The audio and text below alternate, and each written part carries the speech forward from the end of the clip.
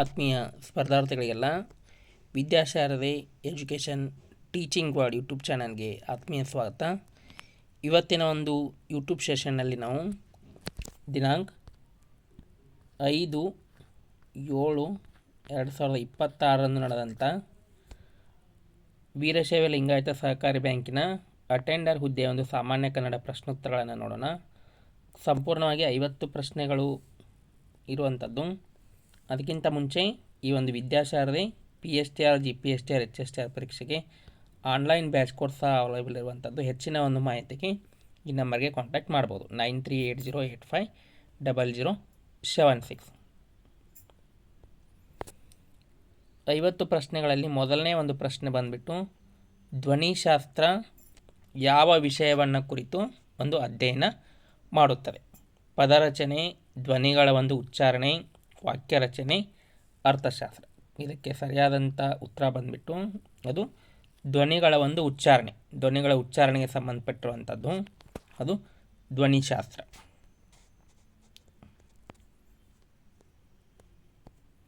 Next ಪ್ರಶ್ನೆ, ಮೂಲಧಾತು ಎಂದರೆ ಏನು?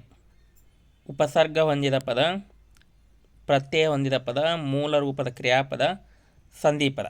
ಮೂಲಪದ ಅಂದರೆ ಇದು ಕ್ರಿಯಾಪದದ ಒಂದು ಮೂಲ ರೂಪವನ್ನು ನಾವು ಧಾತು ಅಂತಿಕೊಂಡು ಕರಿತೀವಿ.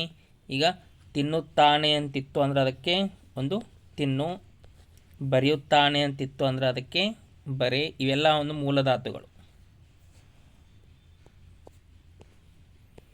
ಇನ್ನು ತದ್ಭವ ಪದದ ಲಕ್ಷಣ ನೋಡಿ. ತತ್ಸಮ ತದ್ಭವ ತಿಳ್ಕೊಂಡು ಕೇಳ್ತಿರ್ತೀವಿ. ಭಾಳಷ್ಟು ಜನ ಏನು ತಿಳ್ಕೊಂಡಾರು, ತತ್ಸಮ ಅಂದ್ರೆ ಸಂಸ್ಕೃತ ಪದ, ತದ್ಭವ ಅಂದ್ರೆ ಕನ್ನಡ ಪದ ತಿಳ್ಕೊಂಡಾರು. ಆದ್ರೆ ತದ್ಭವ ಆತಂದ್ರೆ ಅದು ಸಂಸ್ಕೃತದಿಂದ ಬಂದಂಥ ಒಂದು ಪದ. ಸಂಸ್ಕೃತದಿಂದ ಬಂದಂಥ ಪದಗಳಲ್ಲಿ ಅಲ್ಪ ಸ್ವಲ್ಪ ಬದಲಾವಣೆ ಹೊಂದಿ ಕನ್ನಡದಲ್ಲಿ ಬಳಕೆ ಇರುವಂಥ ಪದಗಳನ್ನೇ ನಾವು ತದ್ಭವ ಪದಗಳು ಹೊತ್ತಿಕೊಂಡು ಕರಿತೀವಿ. ಈಗ ಅಜ್ಜ ಆರ್ಯ ಅಂತಿತ್ತು ಅಂದ್ರೆ ಆರ್ಯ, ಆರ್ಯ ಅಂತಿತ್ತು ಅಂದ್ರೆ ಅಜ್ಜ. ಕುಟಾರ ಅಂತಿತ್ತು ಅಂದರೆ ಕೊಡಲಿ, ಸಂಧ್ಯಾ ಇತ್ತಂದ್ರೆ ಸಂಜೆ. ಈ ರೀತಿ ತತ್ಸಮ ತದ್ಭವಗಳನ್ನು ಕಾಣ್ತೀವಿ. ಅದಕ್ಕೆ ಅದರದೇ ಆದಂಥ ಒಂದಿಷ್ಟು ರೂಲ್ಸ್ಗಳು ಇರುವಂಥ. ಇನ್ನು ಅರ್ಥಶಾಸ್ತ್ರ ಯಾವ ಕ್ಷೇತ್ರಕ್ಕೆ ಸಂಬಂಧಿಸಿದೆ? ಧ್ವನಿ, ಅರ್ಥ, ರೂಪ, ವ್ಯಾಕರಣ. ಇದಕ್ಕೆ ಸರಿಯಾದಂಥ ಉತ್ತರ ಬಂದುಬಿಟ್ಟು ಅದು ಅರ್ಥ. ಅರ್ಥಶಾಸ್ತ್ರವು ಸಮಾಜ ವಿಜ್ಞಾನದ ಒಂದು ಭಾಗ. ಅದು ಕನ್ನಡ ಭಾಷಾ ವ್ಯಾಕರಣಕ್ಕೆ ಸಂಬಂಧಪಟ್ಟಂತೆ ಅರ್ಥಶಾಸ್ತ್ರ ಅದು ಅರ್ಥವನ್ನು ಸೂಚಿಸುವಂಥ. ಇನ್ನು ವ್ಯಾಕರಣ ಎಂಬ ಪದದ ಮೂಲ ಭಾಷೆ ಯಾವುದು? ನೋಡಿ, ವ್ಯಾಕರಣ ತಿಳ್ಕೊಂಡು ನಾವು ಭಾಳ ಪ್ರಾಚೀನ ಕಾಲದಲ್ಲಿ ಬಳಸ್ತಾ ಇದ್ವಿ. ಅದು ಸಂಸ್ಕೃತ ಮೂಲದಿಂದ ಬಂದಂಥ ಒಂದು ಪದ.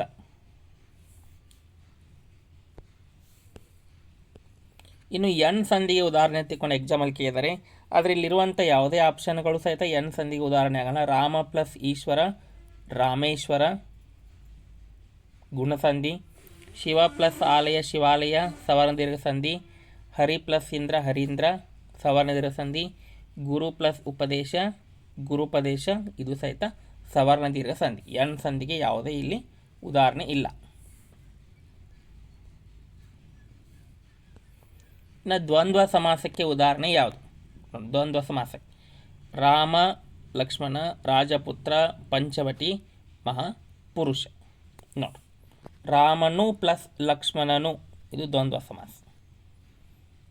ಎರಡು ಅಥವಾ ಎರಡಕ್ಕಿಂತ ಹೆಚ್ಚು ಪದಗಳು ಇದ್ದು ಅಂತಂದ್ರೆ ಅದು ದ್ವಂದ್ವ ಸಮಾಸ.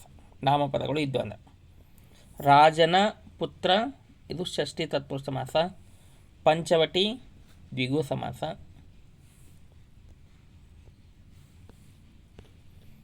ಇನ್ನು ಗೃಹ ಪ್ರವೇಶ ಯಾವ ಸಮಾಸಕ್ಕೆ ಸೇರುತ್ತದೆ? ಗೃಹ ಪ್ರವೇಶ ಇದನ್ನು ನಾವು ಯಾವ ರೀತಿ ಬಿಡಿಸ್ತೀವಿ ಅಂತಂದ್ರೆ, ಗ್ರಹದ ವಿಗ್ರಹ ರೂಪ ಅಂತ್ಕೊಂಡು ಕರಿತೀವಿ. ಗ್ರಹದ ಪ್ಲಸ್ ಪ್ರವೇಶ, ಗೃಹ ಪ್ರವೇಶ ಇದು ಷಷ್ಠಿ ತತ್ಪುರುಷ ಸಮಾಸಕ್ಕೆ ಒಂದು ಉದಾಹರಣೆ.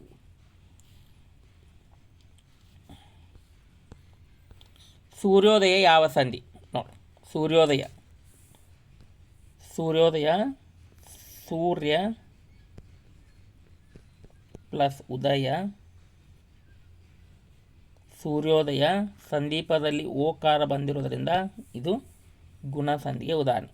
ಸಂದೀಪದಲ್ಲಿ ಎ ಓ ಮತ್ತು ಅರ್ ಕಾರಗಳು ಬಂದು ಅಂದರೆ ಎ ಓ ಮತ್ತು ಅರ್ ಕಾರಗಳು ಬಂದು ಅಂದ್ರೆ ಅದು ಗುಣಸಂಧಿ.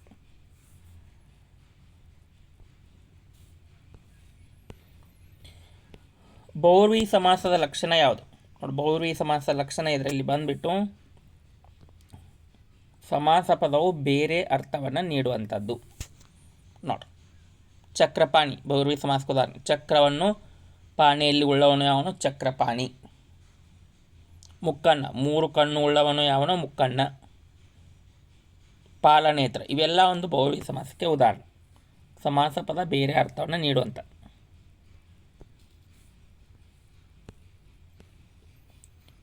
ಇನ್ನು ಪ್ರತ್ಯಯ ಎಂದರೆ ಏನು ನೋಡಿ? ಪ್ರತ್ಯಯ ತಿಳ್ಕೊಂಡು ಇದಕ್ಕೆ ಕರಿತೀವಿ ಪ್ರತ್ಯಯ. ಪ್ರತ್ಯಯ ಅಂದರೆ ಇದು ಪದದ ಅಂತ್ಯದ ಒಂದು ಅಂಶ. ಪದದ ಆರಂಭದಲ್ಲಿ ಸೇರಿಕೊಳ್ಳುವಂಥವು ಅವು ಉಪಸರ್ಗಗಳು, ಪದದ ಅಂತ್ಯದಲ್ಲಿರುವಂಥವು ಪ್ರತ್ಯಯ. ಈಗ ನೋಡ್ರಿ, ರಾಮ ತೈತಿ, ಇದಕ್ಕೆ ಹೂ ಸೇರ್ಕೋತು ಅಂದ್ರೆ ರಾಮನು. ರಾಮ ತೈತಿ, ಇದಕ್ಕೆ ಅಲ್ಲಿ ಸೇರ್ಕೋತು ಅಂತಂದ್ರೆ ರಾಮನಲ್ಲಿ. ಇನ್ನು ಅನ್ಯಾಯ ಪದದಲ್ಲಿ ಉಪಸರ್ಗ ಯಾವುದು ಅಂತಿಕೊಂಡು ಕ್ಯಾರೆ. ಉಪಸರ್ಗ ಅ.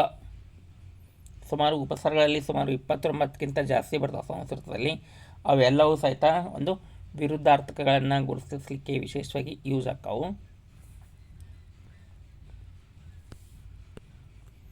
ನಾಮಪದದ ಲಕ್ಷಣ ಏನು ನೋಡಿ? ನಾಮಪದದ ಲಕ್ಷಣ ಕೇಳಿರಲಿ.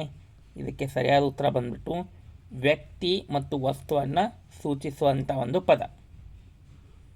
ಕ್ರಿಯೆಯನ್ನು ಸೂಚಿಸುವುದು ಕ್ರಿಯಾಪದ, ಗುಣವನ್ನು ಸೂಚಿಸುವುದು ಗುಣವಾಚಕ, ಕಾಲವನ್ನು ಸೂಚಿಸುವುದು ಕಾಲವಾಚಕ, ವರ್ತಮಾನ ಕಾಲ, ಭೂತಕಾಲ, ಭವಿಷ್ಯತ್ ಕಾಲ, ಈ ರೀತಿ.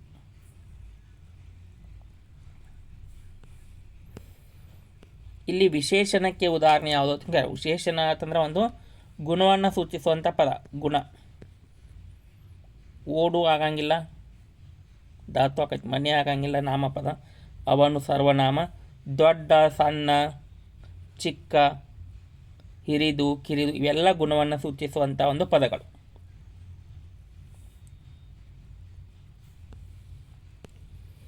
ಇನ್ನು ಕರ್ತರಿ ವಾಚ್ಯ ಉದಾಹರಣೆ ಅಂದರೆ ಕರ್ತರಿ ವಾಕ್ಯ ಯಾವುದು ಅಂತ್ಕೊಂಡು ಕರ್ತರಿ ಮತ್ತು ಕರ್ಮಣೆ ಅಂತ ಬರ್ತದೆ. ಇಂಗ್ಲೀಷಲ್ಲಿ active voice and passive voice ಅಂತ್ಕೊಂಡು ಕರಿತೀವಿ. ಕರ್ತರಿ ವಾಕ್ಯ ಇದರಲ್ಲಿ ಯಾವುದು ಅಂತಂದ್ರೆ ರಾಮನು ಪುಸ್ತಕ ಓದಿದನು. ಕರ್ತೃ ಕರ್ಮ ಕ್ರಿಯಾಪದ ರೀತಿ ಸಟ್ಟಾಗಿತ್ತು ಅಂದರೆ ಕರ್ತರಿ ವಾಕ್ಯ. ಇದೇ ಕರ್ಮಣಿ ವಾಕ್ಯವನ್ನು ನಾವು ಮಾಡ್ಬೇಕಾದ್ರೆ ಕರ್ಮಪದವನ್ನು ಆರಂಭದಲ್ಲಿ ತಗೋಬೇಕು. ಪುಸ್ತಕವು ರಾಮನಿಂದ ಓದಲ್ಪಟ್ಟಿತು. ಕರ್ಮಣಿ ವಾಕ್ಯ. ಇನ್ನೊಂದು ಕರ್ಮಣಿ ವಾಕ್ಯಕ್ಕೆ ಉದಾಹರಣೆ ಯಾವುದು? ಕರ್ಮಣಿ. ಪುಸ್ತಕವು ಅವನಿಂದ ಓದಲ್ಪಟ್ಟಿತು. ವಿಶೇಷವಾಗಿ ಕರ್ಮಪದ ತೃತೀಯ ವಿಭಕ್ತಿ ಪ್ರತ್ಯಯದಿಂದ ಕೂಡಿರ್ತೈತೆ. ಕರ್ಮಣಿ ವಾಕ್ಯಗಳಲ್ಲಿ ಕರ್ಮಪದ ತೃತೀಯ ವಿಭಕ್ತಿ ಪ್ರತ್ಯಯದಿಂದ ಕೂಡಿರ್ತೈತೆ. ಮತ್ತು ಲಾಸ್ಟಿಗೆ ಕ್ರಿಯಾಪದಲ್ಲಿ ಅಲ್ಪಡು, ಅಲ್ಪಡು ಅನ್ನುವಂಥ ಒಂದು ವರ್ಡ್ ಬರ್ತೈತೆ.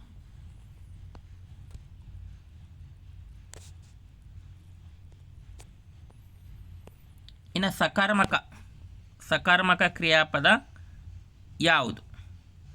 ಅಕರ್ಮಕ ಮತ್ತು ಸಕರ್ಮಕ ತಿಳ್ಕೊಂಡು ಬರ್ತದೆ ನೋಡ್ರಿ. ಯಾವ ಒಂದು ವಾಕ್ಯಗಳು ಕರ್ಮ ಪದವನ್ನು ಅಪೇಕ್ಷೆ ಪಡ್ತಾವು ಅಥವಾ ಕರ್ಮ ಪದ ಅಂತಂದ್ರೆ ನಾವು ಏನನ್ನೋ ತಿಳ್ಕೊಂಡು ಕೇಳಿದಾಗ ಅದಕ್ಕೆ ಉತ್ತರ ಬಂತು ಅಂದ್ರೆ ನೋಡಿ, ಏನನ್ನೋ ತಿಳ್ಕೊಂಡು ನಾವು ಪ್ರಶ್ನೆಯನ್ನು ಮಾಡಿದಾಗ ಅದಕ್ಕೆ ಉತ್ತರ ಬಂತು ಅಂತಂದ್ರೆ ಅವು ಸಕಾರಾತ್ಮಕ ಕ್ರಿಯಾಪದ. ನೋಡಿ, ನಗು ಆತೈತಿ. ನಗುವಿಗೆ ನಾವು ಏನೇನು ತಿಳ್ಕೊಂಡು ಪ್ರಶ್ನೆ ಮಾಡೋ ಏನೂ ಆನ್ಸರ್ ಬರೋಂಗಿಲ್ಲ. ಕುಳಿತುಕೊಳ್ಳು ಐತಿ, ಏನನ್ನು ತಿಳ್ಕೊಂಡು ಪ್ರಶ್ನೆ ಮಾಡೋ ಏನೂ ಆನ್ಸರ್ ಬರೋಂಗಿಲ್ಲ. ಮಲಗು ಆತೈತಿ, ಇದು ಏನನ್ನು ತಿಳ್ಕೊಂಡು ಆನ್ಸರ್ ಬರೋಂಗಿಲ್ಲ. ಇದೇ ಓದು ಅನ್ನುವಂಥ ಒಳಗೆ ನಾವು ಏನನ್ನು ತಿಳ್ಕೊಂಡು ಪ್ರಶ್ನೆ ಮಾಡಿದಾಗ ಅದು ಪುಸ್ತಕವನ್ನು ಓದು ತಿಳ್ಕೊಂಡು ಆನ್ಸರ್ ಬರೋದು. ಅಂದರೆ ಕರ್ಮಪದ ಇರ್ತೈತೆ ಅಂದಾಗ ಪುಸ್ತಕವನ್ನು ಓದೋ ತಿಳ್ಕೊಂಡು ಆನ್ಸರ್ ಬರ್ತೈತಿ. ಇದು ಸಕರ್ಮಕ ಕ್ರಿಯಾಪದ. ಅದ ಅಕರ್ಮಕ ಕ್ರಿಯಾಪದ ಅಂತಂದ್ರೆ ಕರ್ಮಪದದ ಅಪೇಕ್ಷೆ ಇರಂಗಿಲ್ಲ. ರಾಮನು ನಗುತ್ತಾನೆ, ಅವನು ಕುಳಿತುಕೊಳ್ಳುತ್ತಾನೆ, ಮಗು ಮಲಗುತ್ತದೆ. ಇವೆಲ್ಲವೂ ಸಹಿತ ಒಂದು ಅಕರ್ಮಕ ಕ್ರಿಯಾಪದಕ್ಕೆ ಉದಾಹರಣೆಗಳು.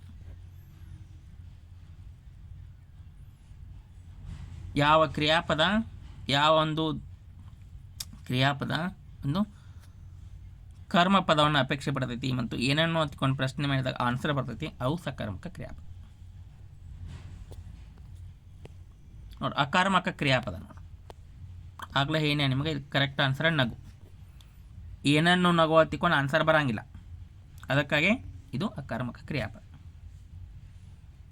ಮಗು ನಗುತ್ತದೆ, ಇಷ್ಟ ಇದು ಕರ್ಮಪದ ಅಪೇಕ್ಷೆ ಇರೋಂಗಿಲ್ಲ. ಅದೇ ತಿನ್ನು, ಓದು, ಬರೆಯುವಿಕೆಲ್ಲಕ್ಕೂ ಸಹಿತ ಅಕರ್ಮಕ ಕ್ರಿಯಾಪದ ಇದ್ದೇ ಇರ್ತದೆ. ಯಾವುದು ಕರ್ಮಪದ ಇದ್ದೇ ಇರ್ತದೆ. ತಿನ್ನು ಅಂದ್ರೆ ತಿಂಡಿಯನ್ನು ತಿನ್ನು, ಓದು ಅಂದ್ರೆ ಪುಸ್ತಕವನ್ನು ಓದು, ಬರೆಯತ್ತಂದ್ರೆ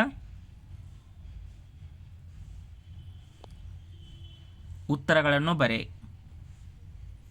ನೋಡಿ, ವಿಭಕ್ತಿಗೆ ಉದಾಹರಣೆ ಈಜಿ ಐತಿ. ವಿಭಕ್ತಿಗೆ ಉದಾಹರಣೆ ಮನೆಯಲ್ಲಿ, ಮನೆ ಪ್ಲಸ್ ಅಲ್ಲಿ ಮನೆಯಲ್ಲಿ ಸಪ್ತಮಿ ವಿಭಕ್ತಿ ಪ್ರತ್ಯಯ. ನೆಕ್ಸ್ಟ್ ನೋಡಿ, ಅನುಪ್ರಾಸ ಅಲಂಕಾರಕ್ಕೆ ಉದಾಹರಣೆ. ಅನುಪ್ರಾಸ ಅಲಂಕಾರಕ್ಕೆ ಉದಾಹರಣೆ ಅಂತಂದ್ರೆ ಇದು ಒಂದು ಶಬ್ದಾಲಂಕಾರ. ಬೆಳ್ಳಿ ಬೆಟ್ಟದ ಮೇಲೆ ಬೆಳಕು.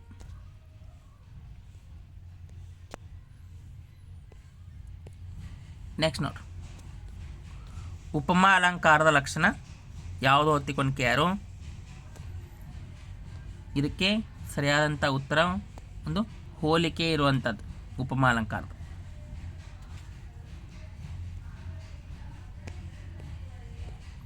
ಇನ್ನು ರೂಪಕ ಅಲಂಕಾರ, ಇದಕ್ಕೆ ಸರಿಯಾದಂಥ ಉತ್ತರ ಅವನು ಸಿಂಹ. ನೆಕ್ಸ್ಟ್ ನೋಡ್ರಿ, ಛಂದಸ್ಸು ಅಂದ್ರೆ ಏನು? ಛಂದಸ್ಸು ಹತ್ತಿಕೊಂಡು ಎದಕ್ಕೆ ಕರಿತೀವಿ? ಪದ್ಯದ ಲಯ ಮತ್ತು ಚಂದ.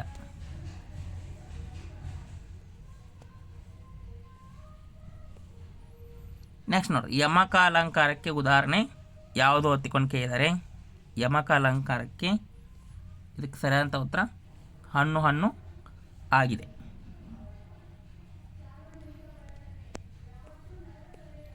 ಇನ್ನು ತತ್ಸಮ ತದ್ಭವದ ಸರಿಯಾದ ರೂಪ ಇಲ್ಲಿ ಅಗ್ನಿ ಆಗಂಗಿಲ್ಲ, ಅಗ್ನಿ ಅಗ್ಗಿ ಆಗತ್ತೆ. ನದಿ ಹೊಳೆ ಆಗಂಗಿಲ್ಲ. ಕರೆಕ್ಟ್ ಆನ್ಸರ್ ಗ್ರಹ ಮನೆ. ನೆಕ್ಸ್ಟ್ ನಾವು ಕೆಳಗಿನಲ್ಲಿ ಯಾವುದು ಸಂಧಿ ವಿಚ್ಛೇದ ಸರಿಯಾಗಿ ನೀಡಿರುವಂಥದ್ದು? ಸಂಧಿ ವಿಚ್ಛೇದ ಸಂಧಿಯನ್ನು ಸರಿಯಾಗಿ ಬಿಡಿಸಿರುವಂಥದ್ದು. ಲೋಕ ಪ್ಲಸ್ ಉಪಕಾರ, ಲೋಕೋಪಕಾರ ಗುಣಸಂಧಿಗೆ ಉದಾಹರಣೆ. ಇನ್ನು ಕರ್ಮಣಿ ವಾಕ್ಯ. ಕರ್ಮಣಿ ವಾಕ್ಯ ಪುಸ್ತಕ ರಾಮನಿಂದ ಓದಲ್ಪಡುತ್ತದೆ. ಕರ್ತರಿ ಅಂತಂದ್ರೆ ರಾಮನು ಪುಸ್ತಕವನ್ನು ಓದುತ್ತಾನೆ, ಕರ್ತರಿ ವಾಕ್ಯ. ಪುಸ್ತಕ ರಾಮನಿಂದ ಓದಲ್ಪಡುತ್ತದೆ, ಕರ್ಮಣಿ ವಾಕ್ಯ.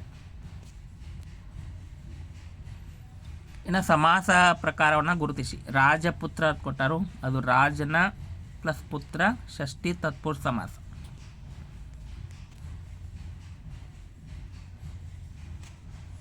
ಕೆಳಗಿನವಲ್ಲಿ ಅವ್ಯಯ ಪದ ಯಾವುದು ಹೊತ್ತಿಕೊಂಡು ಕೇಳಿದರು? ಮತ್ತು ಅನ್ನುವಂಥದ್ದು ಸಂಬಂಧಾರ್ಥಕ ಅವ್ಯಯ. ಮತ್ತು, ಹಾಗೂ, ಆದ್ದರಿಂದ ಇವೆಲ್ಲ ಸಂಬಂಧಾರ್ಥಕ ಅವ್ಯಯಗಳಲ್ಲಿ 5-6 ಪ್ರಕಾರಗಳು ಬರ್ತಾವೆ. ಸಾಮಾನ್ಯ ಅವ್ಯಯ, ಸಂಬಂಧಾರ್ಥಕ ಅವ್ಯಯ, ಭಾವಸೂಚಕ ಅವ್ಯಯ, ಅವಧಾರಣಾರ್ಥಕ ಅವ್ಯಯ, ಅನುಸರ್ಗ ಅವ್ಯಯ.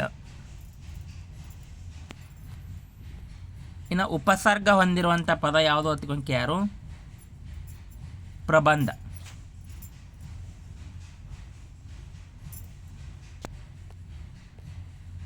ಸರಿಯಾಗಿ ಪ್ರತ್ಯಯ ಬಳಕೆ ಆಗಿರುವಂಥ ಪದ ಬರೆಯು ಪ್ಲಸ್ ವ, ಬರೆಯುವ. ವಿಭಕ್ತಿಗೆ ಸರಿಯಾದ ಉದಾಹರಣೆ ಯಾವುದು ಹೊತ್ಕೊಂಡು ಯಾರು? ಇದು ಕರೆಕ್ಟ್ ಆಗತ್ತೆ, ಇದು ಕರೆಕ್ಟ್ ಆಗತ್ತೆ. ರಾಮ ಪ್ಲಸ್ ಉ ರಾಮನು, ರಾಮ ಪ್ಲಸ್ ಇಗೆ ರಾಮನಿಗೆ. ಇದು ಚತುರ್ಥಿ, ಇದು ಪ್ರಥಮ. ಇನ್ನು ಅನುಪ್ರಾಸ ಅಲಂಕಾರಕ್ಕೆ ಒಂದು ಉದಾಹರಣೆ ಬೆಳ್ಳಿ ಬೆಟ್ಟದ ಮೇಲೆ ಬೆಳಕು. ನೋಡು, ಫಸ್ಟ್ ವರ್ಡು ಎಲ್ಲ ಕಡೆ ಒಂದು ರಿಪೀಟ್ ಆಗಿರುವಂಥ.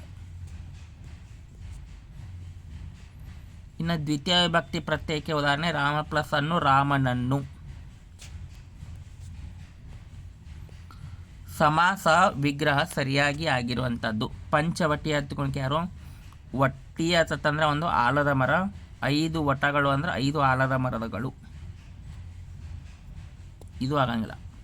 ಈ ಪಂಚವಟಿ ಅನ್ನುವಂಥ ವಿಶೇಷವಾಗಿ ಈ ರಾಮಾಯಣದಲ್ಲಿ ರಾಮ, ಲಕ್ಷ್ಮಣ ಮತ್ತು ಸೀತೆಯರು ತಮ್ಮ 14 ವರ್ಷಗಳ ವನವಾಸವನ್ನು ಈ 5 ವೃಕ್ಷಗಳ ಕೆಳಗೆ ಕಳೆದಿದ್ದರಿಂದ ಅದಕ್ಕೆ ಪಂಚವಟಿ ಅನ್ನುವಂಥ ಹೆಸರು ಬಂದಿರುವಂಥ.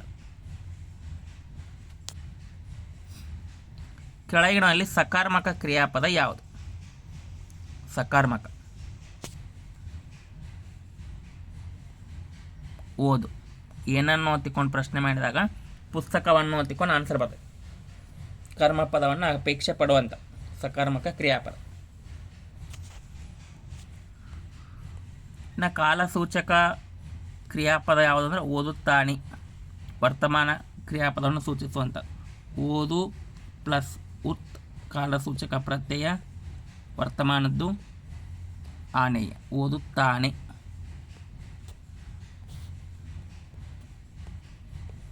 ಇನ್ನು ಅರ್ಥಭೇದ ಇರುವಂಥ ಪದಗಳ ಸರಿಯಾದ ರೂಪ ಅಂದರೆ ಇಲ್ಲಿ ಕಲಿ.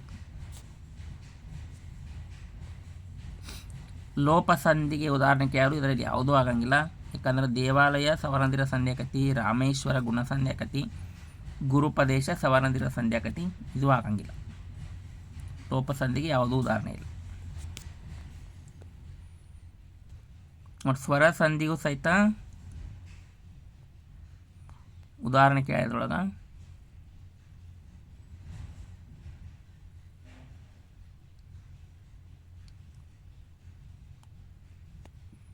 ಇಲ್ಲಿ ಆದರೆ ಇದಾಗ್ಬೋದು. ಶಿವ ಪ್ಲಸ್ ಆಲಯ, ಶಿವಾಲಯ ಸವರ ದೀರ್ಘ ಸಂಧಿ.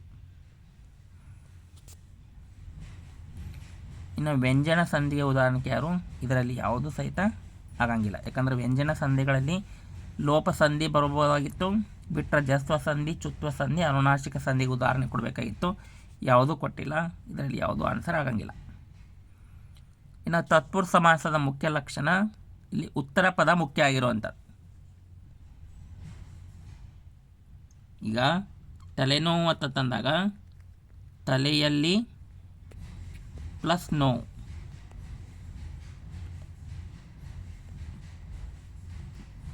ಬರೀ ತಲೆಯಲ್ಲಿ ಅಂತಂದಾಗ ಮೀನಿಂಗ್ ಇಲ್ಲ, ನೋವು ತಿಳ್ಕೊಂಡು ಬಂದಾಗ ಮಾತ್ರ ಮೀನಿಂಗ್ ಆಗುವಂಥ. ಅದಕ್ಕಾಗಿ ಉತ್ತರ ಪದ ಮುಖ್ಯ. ತಲೆನೋವು.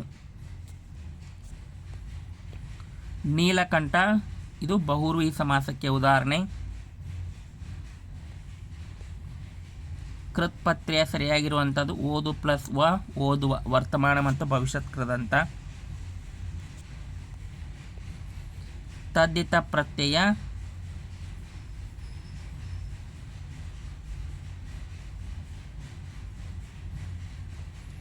ಸರ್ವನಾಮ ಅವನು.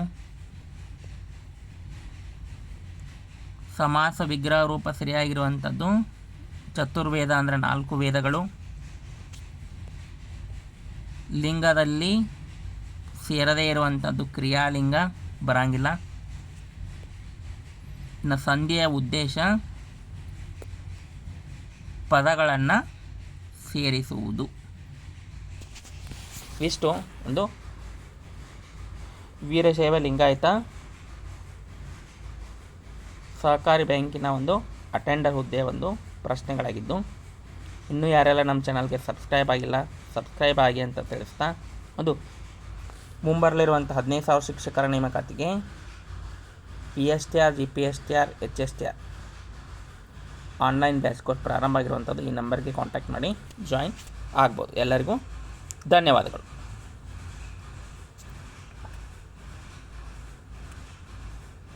ಒಂದು 4-5 ಪ್ರಶ್ನೆಗಳಿದರಲ್ಲಿ ರಾಂಗ್ ಕೊಟ್ಟಿದ್ದಾರೋ ಅವುಗಳನ್ನು ಗ್ರೇಸ್ ಕೊಡ್ಬೋದು. ಉಳಿದಂಥವೆಲ್ಲ ಕರೆಕ್ಟಾಗೇ ಇರುವಂಥದ್ದು.